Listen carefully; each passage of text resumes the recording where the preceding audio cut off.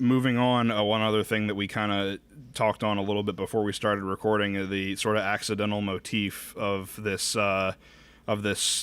episode is dealing with movies with memory loss or memory alteration or everything having to do with going on inside your head. So the movie Jackie recommended us is another non-linear story that I very much enjoy, Memento. So made by Christopher Nolan in the early 2000s, before the big Batman phase and Inception and all that. I think wasn't this one of his first films? Something maybe? Like that. Yeah. Let's actually. Yeah. I'll check out the wiki right now. It definitely is one of. I don't know if it is his first. Yeah, that's the thing. I knew it was one of the first, but I didn't want to be like, oh, this is Christopher Nolan's first film, and then look like a jackass. It's his second movie. It looks like Following is the first one, which I have not seen this one, but So Memento. I guess give us a quick rundown on what Memento is. You have to watch it a few times. First of all, Memento is a film. It is, Christopher Nolan is amazing, first of all. It's a film about this guy, I always called him, like, the Brad Pitt ripoff. I don't know, like, what his actual name is. Guy Pearce. His name's Guy, right? Yeah. Guy Pearce. Yeah. No, but, like, what's his the character's name? Oh, Lenny. Lenny, that was Lenny, it, sorry. So there's this guy named Lenny. His wife was unfortunately raped and murdered, and in that accident, his head got hit, and he cannot make any new memories. He has long-term memories. He knows who he is. He knows he has it tattooed on him that his wife is dead, but he cannot make any new memories. So the thing that I really love about this film is Christopher Nolan wants you to feel like Lenny, like you're not making so these people in the film is backwards. So the people you meet, it's funny. It's like you're meeting them for the first time, when later on in the film you find out these characters have a whole history with Lenny, the protagonist. But it makes you feel like you're meeting them for the first time. It makes you really feel like you're in his head, and like it's very confusing, and it's very jarring, because it is very confusing and very jarring to have memory problems. So that's the gist of the film without spoiling it, is this guy, he wants to get revenge on his wife, but he has short-term memory loss. He can't make any new memories, and the whole film is backwards, which is important. Before you watch it, you should know that the film is backwards. So yes, and one thing I really love about it is the way that it's still able to kind of develop all the characters that you mentioned it's so good in reverse order. The characterization of Natalie, oh my God, amazing. I did a monologue from Natalie as Natalie for one of my acting classes, and it was just so fun. Just her, I won't spoil anything yet. Sorry, I'll let other people talk about it before spoilers come out. Was it one of the speeches that she gives in the house? It was, and it was so funny. Not spoiling anything. So then, I guess, Erin, what did you think of Memento? Was this your first time seeing it, or had you seen it before? I've seen it before. I actually, before I decided to be a film major, I spent a whole summer going down a list of movies that, like, on the greatest of all time, and that was on the list. And so I've definitely watched it before. Christopher Nolan is my favorite director of all time. I'm obsessed with his work, and this film is so smart, so smart. And I feel like you really can't even explain the plot without giving anything away, because everything is a mystery. It's literally a mystery, and you feel just as disgruntled as he does throughout the whole thing. It's insane. It's definitely one of those films where on your first watch, you're like, okay, it's trying to do something here, but I am very confused. And then or maybe that was just me. Maybe I'm just a stupid movie watcher. No. I definitely had that same experience. Yeah, but then I researched more about it. It's one of those films where you're like, huh. And I think I thought about it for a really long time after I watched it, and then I had to watch it again, and then I thought about it even more, and I did more like research on like what is the plot, like what am I supposed to take from it, and I just kept thinking about the film. And I think that's the takeaway of like a really interesting film, is when you walk away and you can't stop thinking about it, you know? Yeah. So this was definitely one of those films, and I liked it enough to do a monologue from it, which was so funny because the monologue is very aggressive and very mean. And very, very emasculating. And my professor, like, kept wanting me to try it, like, as a flirt, like, to be flirty with it. And I was like, I don't know. I can't imagine, like, that undertone with those words. I can't either.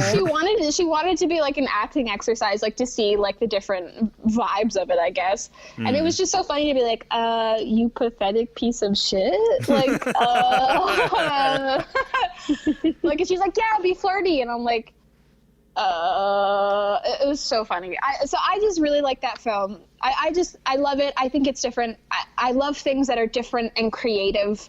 It's such a breath of fresh air to see something that's just completely different than things you've seen before. And that was what this film was for me. So that's why I recommended it. Yeah, I can't think of a single other movie like it. One other thing that I really enjoyed after I had seen it, I went out and I got one of the special edition DVDs of it, which if anyone who's unfamiliar, that's the whole experience in and of itself. Navigating the menus and like it's all symbols and is it really? Yeah, it's like a weird like it's hard to describe, but like funny. It's a weird like to even like play the movie. There's a weird like combination of things that you have to do in a specific order, and I mean there's instructions that come with the DVD, but it's kind of like it reinforces what you said of like forcing like you into his head like into even before the movie starts. I love films like that. And the whole case of the DVD too is like modeled after like his like patient like case file where there's like this extra there's like an extra sheet of like notes on him and like things that aren't even really discussed in the movie to give you more insight into his character. There's even a hidden feature on the DVD that I still haven't discovered yet, but what it does is if you can unlock it, it plays the movie in chronological order. In chronological order, yeah. Wow. Which I've seen a little bit of it, and it kind of ruins the experience, I would say. Yeah, but it is definitely novel. You know about it, yeah. Yeah. I do like all the tattoos. I do think I like the Remember Sammy Jenkins tattoo.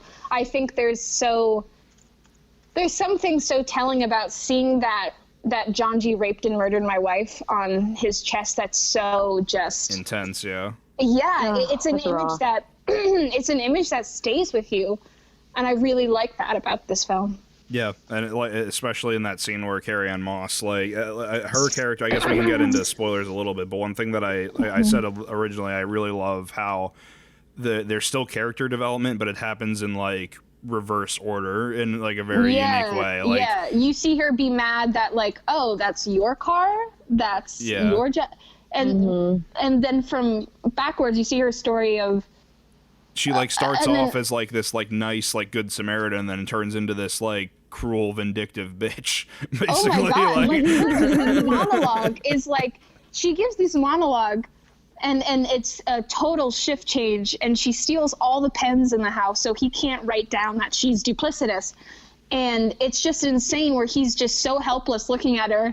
Like trying to remember that she's mean and she's just like, you pathetic piece of shit, like your wife, like saying the most horrendous things that anyone could say. It's just so, and she does such a good job of it, of acting. Like it's so frightening and scary, and you want him to remember, you want him to write it down, and then and it just all gets wiped away. Oh, it's so good. Oh, Memory is so fun. And it's really fun. It's a really funny movie too at points too. Like the side character who I forget his name. Teddy, yeah, where he's constantly like popping up, and he has a nice kind of reverse arc where like you start off thinking that he's like this asshole who's like been manipulated, which he kind of is, like manipulating the whole situation, but in a different way than you think. He's not like this big evil mastermind. He's just kind of like a sleazy jerk who kind of sort of means selfish, well. Yeah. Yeah. But he ultimately does like, oh man, I feel bad for this guy. And then when you realize what ultimately happens to him, it's it just tears your heart out in a weird way, where you're like, oh no, come on, he meant well. Come on, not Teddy. You were doing so well. But it's just one other thing that I really like about it is we keep touching on, like, obviously memory is a big aspect of the movie, but the one thing that they kind of touch on in that last sort of like 10 minutes between Lenny and Teddy, where they're like they're talking about, he's like, you created a puzzle that you can never solve, you left things out like to make yourself happy.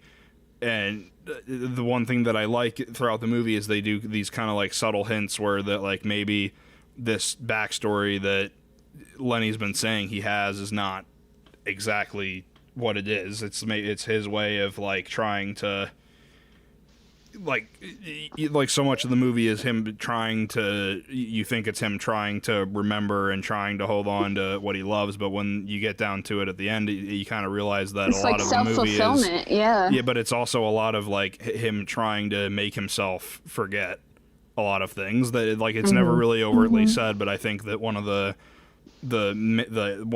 his actual backstory is kind of way makes him out in a much worse light than what he lets on, and I love that. It's just it's so well written good. And so well it's crafted. So good. You do need to watch it a few times, just not even for like trying to put together the story, just to also appreciate the acting of it, like the transitions, like, you know, you need to like appreciate everything. And for someone's second film, like it's really great directing work. It's great. It's amazing. And no, I mean, it only shows that, you know, he's gone on to do Dark Knight and Inception and just such great films. But Memento sticks out as something that's just so creatively different than anything I've seen that I just adore it. Yeah, he's a true modern visionary. Like, I think a lot of people they lump him in with like one of the best new directors working today, and I think he does kind of get a little bit of flack though, because like he's kind of like a more blockbustery. Yeah, like blockbustery. Like a lot of people are like, oh yeah, he's the Dark Knight guy, but like he does have a lot of like really interesting ideas and a lot of really interesting concepts that he always puts into his movie. Like, I mean, Inception obviously is insane. I'm excited to see the new movie. I've only ever seen the trailer once, and I don't quite get what it's supposed to be, but Tenet looks really so interesting. I don't remember when that's supposed to be coming out, but I'm definitely looking forward to seeing that whenever movie theaters open back up again. My heart just broke. I know. I love movie theaters. I'm so sad. That whole experience is, I guess, side note, that was one thing that made me sad, is when Universal was like, yeah, we're probably going to move to a VOD only format now that it's proven that it works, and it's so depressing.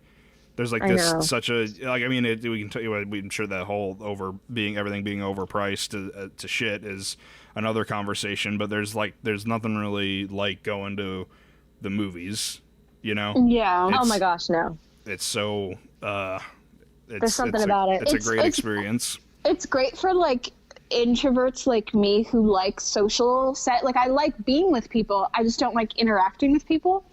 It's the perfect introvert activity. No, it is. It's the perfect introvert activity. You go to the movies and you're in this social setting, and you know, you can be there with your best friend or something, and you can share the same experience of this wonderful movie, but you don't have to like make small talk. You could just both sit there and experience. You know, it's great. I love it. I love movie theaters. And the whole conversation that always comes out afterwards, where it's like, "Oh man, that was really good." Oh, man, well, I thought that sucked. And like, it gives you something to talk about. It just makes your whole night. It's just, yeah, and it always makes me. I don't know about you guys, but whenever I go to the movie theater and I see something where like, "Oh man, that's really good," I'm like, I need to start trying harder. Yeah, no, that's how I felt after I walked out of Little Women, and I was like, "Oh wow."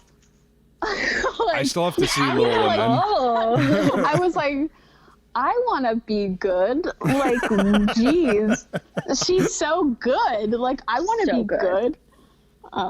Yeah. Have you? I haven't seen Little Women yet. Have you? How would you rate that against? What's the other one that made it big? Lady Bird. Lady Bird. How better or worse than Lady Bird? I would rate Lady Bird's better. Lady Bird has more personality, but as an overall film, I think Little Woman's better. Okay, fair enough. It's definitely been on my watch list, but I haven't seen it yet. Oh man, but yeah. So I guess getting back to Memento, any final thoughts, opinions we want to say before we move on? Go watch it. Hey, you stole my line. Oh man. So I guess then yeah. So Memento is, let's see, how can you? It's free on Tubi. Just have to deal with ads every 15 minutes, which I don't know. That's not maybe the most ideal way to watch a memory loss movie, but whatever. And then you can also get it on Amazon Prime, YouTube's official movie service, Google Play, and Vudu for no more than $3 to rent it. So, and again, if you watch it and you just can't get enough of it, I highly recommend going out and finding a copy of the special edition DVD. It's a whole new experience and another interesting way to view the movie with all the little insights and hidden gems that they hide in like the menus and the little character sheet they give you. Yeah, it's just it's fascinating. I wish more. It goes with the whole thing that we kept on reiterating. Like, I wish that more movies would be as inventive and as groundbreaking as this. Like, every once in a while a movie comes along where it's like, where it is very experimental and it really like forces you into the experience of it, but I don't think that many directors take advantage of that sort of like real world aspect to their projects. Yeah. Makes a very unique experience.